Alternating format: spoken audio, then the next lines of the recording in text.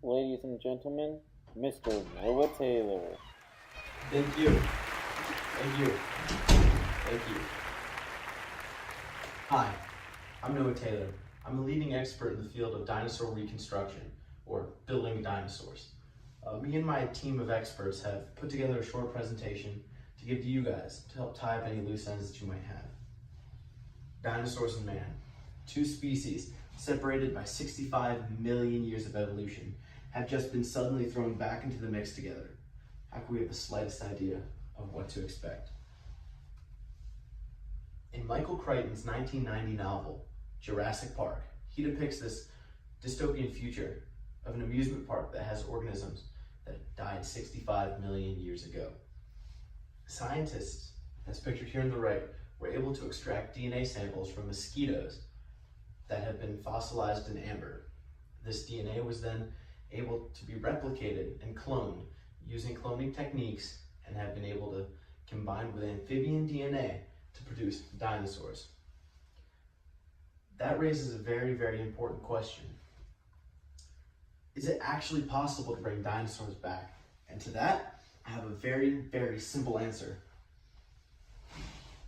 Yes, but actually no. You see, there's some things that are stopping us from recreating dinosaurs. So you might ask, what's stopping us from recreating dinosaurs? And to that, I also have a very, very simple answer. DNA. Well, actually, it's a lack thereof. You see, as dinosaur bones DNA samples can be taken from bones, and that's primarily where we focus on for dinosaurs. As these bones fossilize or turn into stone, there becomes less genetic material for us to work with. So that would require us to search for the fossils. Fossils are actually very, very rare in nature. It requires certain requirements that do not always happen. A lot of the fossils or full skeletons that you see in museums are not full skeletons fossilized on the spot. A lot of them are taken bones from over here and over here, all across the world. These bones are taken and put together in a museum to create a full skeleton. Since fossils will fossilize from the outside in, we require really, really, really big bones. Because we do not have these big bones, or these big bones that we do have are very, very old, fossilization has already occurred, and most of them are all the way fossiled through, which does not give us a complete DNA strand. So, a complete DNA strand is very, very important to recreating dinosaurs. DNA, as we all know, is the basis of all life. It tells our cells how to divide, it tells our cells how to function, it tells how an organism will appear. If the DNA sequence is not perfect or not complete, we will not be able to have this full strand or this full instructions on how a cell in an organism will function. Another thing that really, really affects a complete DNA strand are enzymes and bacteria that are found in the environment. They will slowly chip away at the DNA strand, leaving us with an incomplete strand, which is, again, very, very hard to clone organisms when you do not have a whole strand of that organism's DNA. So, how can intact DNA be found? That answer is very, very, very simple. Ice. Lots and lots of ice. You see, woolly mammoths are organisms that roamed the tundras of the world way, way back when. These beasts have been frozen and perfectly preserved in the permafrost of the tundra. This is very, very important because organisms that are preserved in ice, there's a lot of really, really nice things about ice. So let me tell you, why ice is nice? One, frozen DNA does not degrade as quickly. This is because the temperature is not in the appropriate range for certain enzymes to break down. So that is very, very helpful because the enzymes cannot harm the structure of the DNA. Number two, fossilization does not affect organisms that are frozen in ice, which means that we will have more bones and more genetic material, which leads me to point three. There's a lot of intact DNA in specimen that we find frozen in ice. And just one specimen can get us a lot of DNA. So you might ask, how can we extract DNA from these samples? That can be extracted in one, the hair, two, the skin, and three, bones. Like I mentioned previously about fossils. However, since they're frozen, they do not fossilize. So we will be able to extract DNA from bone marrow. This DNA can be replicated, or we can create more DNA from a single strand using a process called PCR, or polymerase chain reaction. This is when the DNA samples from an organism are thrown into a solution.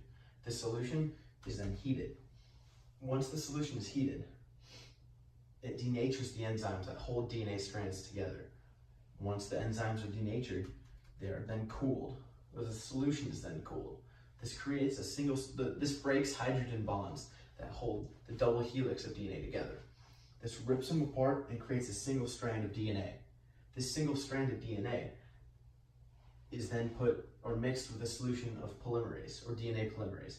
As you know, DNA polymerase is the enzyme that helps break or helps build other strands of DNA in cell replication. If we have DNA polymerase and we have single strands of DNA, we are able to create another full strand of DNA from that single strand, leaving us with more DNA strands than we had in the beginning. This is a way that DNA can be replicated. So, using these DNA replication techniques, we might be able to clone organisms. So, what are some of the techniques that are used to clone organisms? Let me explain two of the main ones. Number one, somatic cell nuclear transfer. This is when the nucleus of a somatic cell, or a body cell, is ripped from the cell itself. This nucleus is then implanted into the egg of another cell. This egg cell does not have a nucleus prior to the nucleus we implanted. This egg is then implanted back into a surrogate, and that surrogate then gets the egg fertilized, which creates an embryo and could create another organism with the same DNA sequence as the original somatic cell. The Roslin technique is another technique used. It is a lot similar to the somatic cell nuclear transfer technique. For example, to start off, the nucleus of a somatic cell is stripped from the cell. But instead of placing it directly into the egg cell that does not have a nucleus, it's placed in the same general area. It's not placed inside, it's placed around. Then an electric shock is added, which supports the nucleus inside of the somatic cell. This process is very, very important because it allows for the embryo to fuse, or the egg to fuse with the nucleus. This egg is then implanted into a surrogate, and the surrogate gets the egg fertilized, which produces another embryo. This is the same process that was used to clone Dolly the sheep. Dolly was a very, very big breakthrough in the field of cloning, which gave us a lot of hope for bringing back extinct animals. So let me recap. Is cloning dinosaurs possible? Like I said, yes, but actually no. The cloning techniques that we have are not quite, or the cloning technology we have isn't quite where we need it to be in order to recreate organisms. Like I said with woolly mammoths, we have a lot of DNA from them, and that DNA has been implanted inside of eggs, and we are hoping to implant that egg into a surrogate soon, within the next couple of years, and possibly give birth to the first woolly mammoth this world has seen in a really, really long time. Dinosaur cloning would be possible if we found frozen dinosaurs and dinosaur remains. This would be very, very important or very, very influential, because it would give us a better and a complete strand of DNA, which we do not previously have. So, like I said, cloning dinosaurs is not possible now, but that could all change in the very, very soon future. Thank you guys for your time.